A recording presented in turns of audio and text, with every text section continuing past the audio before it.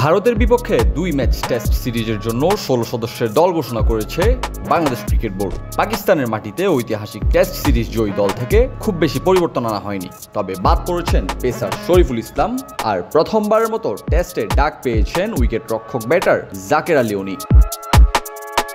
Test সিরিজের দলে যথারীতি নেতৃত্বে থাকছেন নাজমুল হাসান শান্ত, ব্যাটার হিসেবে রয়েছেন সাদমান ইসলাম, জাকির হাসান, লিটন দাস, মুশফিকুর রহিম, মমিনুল হক ও মাহমুদুল হাসান জয়। অলরাউন্ডার হিসেবে রয়েছেন সাকিব আল হাসান ও মেহেদী হাসান মিরাজ। স্পিন বিশেষজ্ঞ বোলার তাইজুল ইসলামের পাশাপাশি থাকছেন নাইম হাসান। এছাড়া পেসার রয়েছেন তাসকিন, হাসান মাহমুদ, খালেদ আহমেদ, নাহিদ রানারা।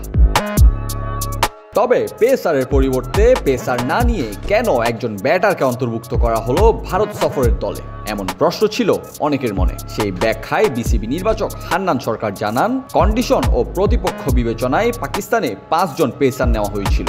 এবার একজন পেসার কমিয়ে ওই জায়গায় একজন মিডল অর্ডার স্পেশালিস্ট ব্যাটার নেওয়া হয়েছে। কন্ডিশন ও প্রতিপক্ষ বিবেচনায় টিম কম্বিনেশনে মিডল অর্ডারে একটা বিকল্প দরকার বলেই এমন সিদ্ধান্ত। Desk report, news now sports.